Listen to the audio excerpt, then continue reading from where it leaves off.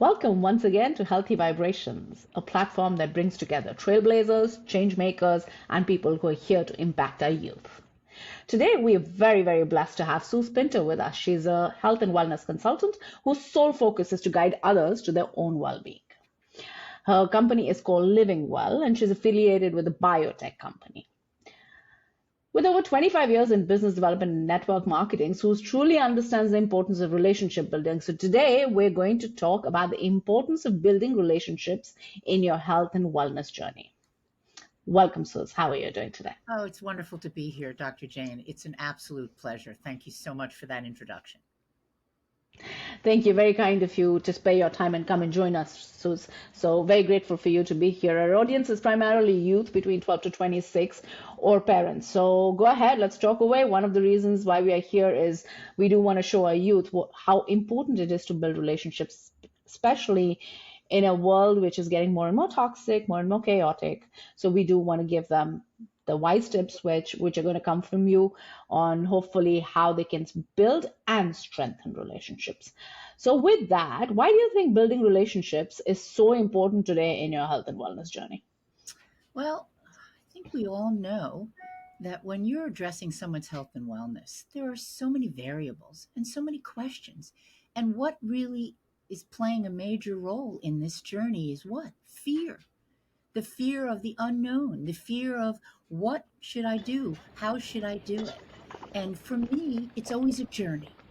And it's a journey from the minute I make a connection with someone. That's when that journey begins. And where does it all start? Building relationships.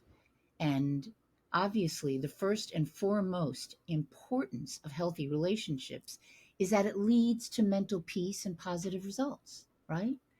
So we meet people and we want to bond with them. We want to build on a common interest, right? So this way people feel comfortable. It's so important to create that comfort. And I'm sure you know because you're dealing with that every day. Thank you, Suze, for that wonderful viewpoint. I totally agree with you. And I really think that the first step to building relationships with others is also the first step to building relationship with yourself. Unless and until you have a solid relationship with yourself, which is so important to your mental health and wellness, you cannot build a relationship with others. And I think that's where, a whole lot of things creep in when you don't have a healthy relationship with yourself because you're looking for what you need for somebody else to fulfill your needs. And that's where the relationship kind of, struggles and breaks down or, does not strengthen as it should. So what is considered on the same note, what is considered the most significant element to developing positive relationships? Well, without a doubt, it starts with something I think we're all facing and dealt with, especially post COVID. It's always been important to be transparent and authentic, but now it's even more important because the only way that you can build trust is to be just that way.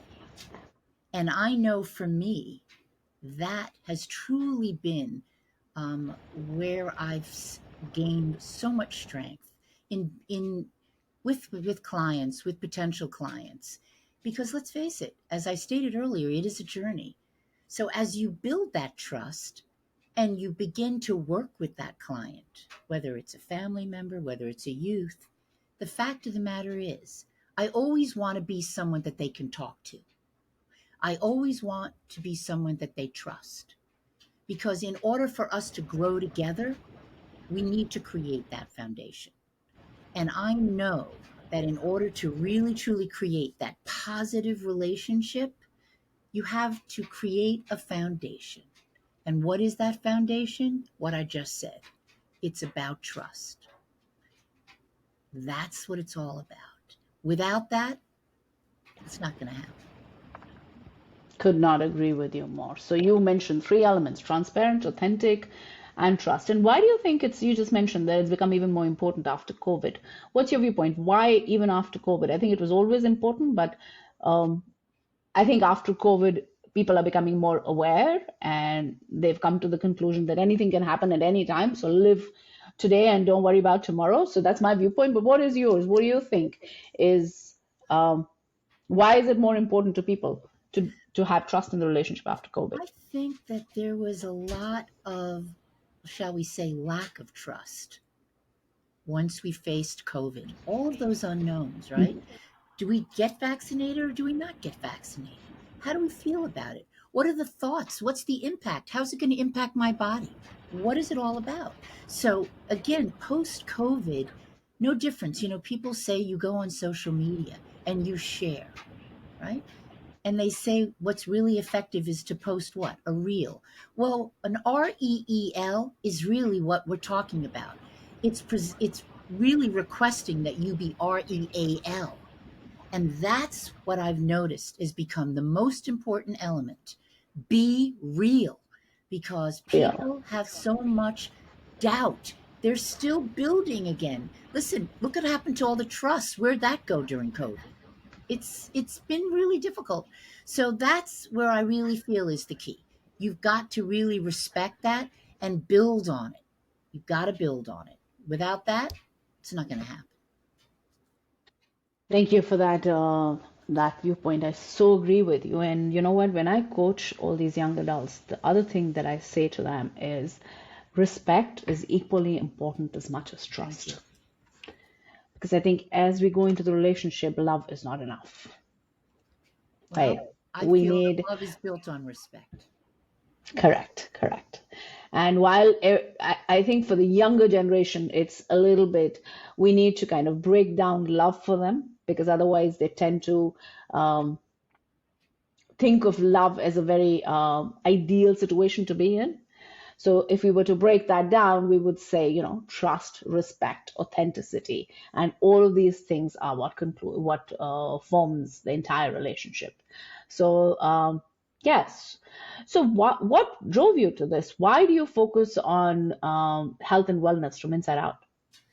What Well, got you to be who you are today? it started 5 years ago when a friend of mine reached out to me that I know, like, and trust, and shared an ABC News prime time, talking a little bit about this approach, and I was fascinated by it. And I watched it, and I am very science oriented, science backed, and I said, I want to see a documentation. And she said, go up on pubmed.gov. And I did that. And when I saw what was happening and the potential that it would have, because again, we're looking at things as basic as oxidative stress. And how does oxidative stress impact? Well, it impacts premature aging. And guess what else it impacts? Disease. Look at that air that we just got from Canada that we were breathing. That's oxidative stress, free radicals, right? So I got, so 5 years ago, a dear friend of mine reached out to me and said, Suz, I'd like to share an ABC News primetime video with you, and I'd like you to watch it. And I said, okay. I was willing to do that. And having had my share of health challenges, I said, I'm open to it.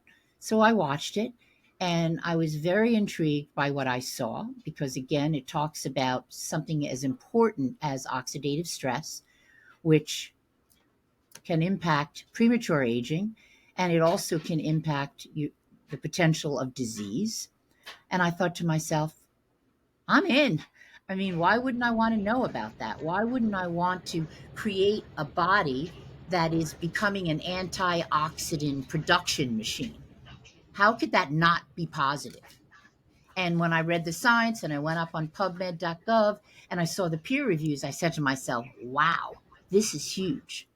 Because again, addressing health from the inside out, meaning feeding your cells, looking at things like mitochondria. How important is that to your body, right? Making sure it's healthy. So I saw that. I was in. I was motivated by it. And I said to myself, this is a story I need to share with everyone. Wonderful, wonderful. And who are your audience? Who are your audience that you address? Well, it's very interesting. I address adults, I address youths, and you're also going to be very happy to hear that I also address dogs. How do you do that? I'd love to know that. Because dogs have oxidative stress. And we help dogs reduce their oxidative stress because what people may not realize is dogs age faster than humans. So if you can reduce their oxidative stress, they're going to have less issues and they'll potentially live longer. Could you also explain to our audience what is oxidative stress? Oxidative stress essentially is free radicals. So, what's that? Your phone, your computer, you're eating foods that have toxins in them, right? They say that they don't use pesticides, etc., right? That's oxidative Mhm. stress. And as I mentioned earlier, when we talk about that great air that we got from Canada after the fire, that's oxidative stress. So, oxidative stress can impact your body and not necessarily in a positive way. And what's the approach that you use? Well, we approach it from the use of what we call activators versus supplements, because there is a difference. Because supplements begin and start in the body, excuse me, in the bottle, and activators are in the body. So we have, we utilize the opportunity and we have products that will address that. And, we talk a little bit about a very important audience that you address, which is youths. I mean, let's be honest. I'm dealing with youths that have challenges with ADHD, they have emotional trauma, and by activating the body, it has actually helped them. And just please, it's very important that I state this to you and your audience. We don't mitigate, we don't cure, but what we're doing is we're documenting what's happening, and it's exciting because of the impact I'm having on many people. And again, we're talking to youths that can go as young as 9 years old and how it's So if impacting. somebody comes to you with ADHD and say, uh, what's your normal process? So, what we'll do is we'll talk a little bit about it. They'll share with me what some of the issues have been. And of course, what they will do is they'll share. And more times than most, they'll say, I don't want to medicate my kids. I don't want the medication that is being prescribed. And what I talk to them about is looking at the potential of what taking a product that will, and I can state this because the product that I refer to is patented. There are peer reviewed studies to support it, that by taking this product, your oxidative stress will be reduced by a minimum of 40% in 30 days. So I have mothers and fathers and parents who are saying, I'm in, let's do this. And then I So support, you have so you have coaching plus products. yes, I do. And So you. Mhm. the coaching piece is me living well. The products is the biotech company that I work with. And then I present those products to them. Wonderful. So you combine both and then you present. And how long is your program? The program, what we do is we look at the age of that person. So if it's an adult, we look at their age and we will say to them, this is a protocol that you want to address for a minimum of 3 months, but more than likely it's 6 to 9 months. So you also mentioned oxidative stress involves screen time, social media, and all of that. And our today's generation, one of the biggest things that I get is the addiction to social media. So if somebody was to come to you with the addiction to social media, how would you help them? Well, we would say to them that, and I'm sure the parents are doing this, but the kids are not necessarily listening. You need to reduce your screen time. It is so important to do that. And the reason I know that is I recently had an accident. I'm a pickleball player and I fell and I am addressing a mild concussion. And the one thing the doctor said to me was, Suze, you need to reduce your screen time because the impact that it has on your brain. Well, guess what? It's no different for our youths.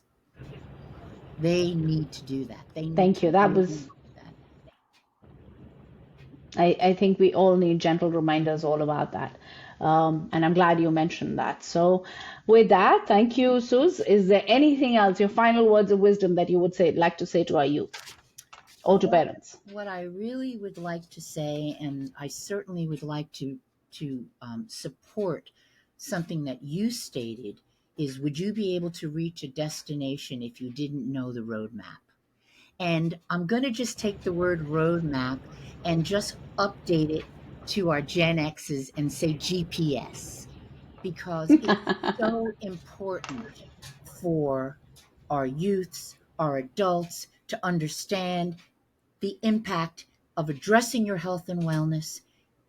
If you're not doing it, it will have ramifications. It's not only emotional, it's not only physical, but it's also mental. And I can't stress to you how important that is and how I support what you do. Because without those relationships from the inception, how do we really focus on making that a successful GPS so that we know that we are guiding people appropriately on their journey? Oh, that is so well said and so beautifully articulated. I think the most important thing is your relationship with self. You have your relationship with yourself, everything around you falls in place, and you can change the world by changing yourself. It's very, very simple. It's no rocket science. So thank you, Suze, for being with us. It was wonderful, wonderful to have you. Very informative, and I'm sure our audience learned a lot. Very grateful, and I will hope to see you soon again. Dr. Jane, thank you so much. Blessings to you. And thank you for what you are doing for our adults, our parents, and our youths. It's so important. I honor you. Thank Thank you. you so much. Thank you, sis. Thank you Bye so now. much. Take care. Thank you.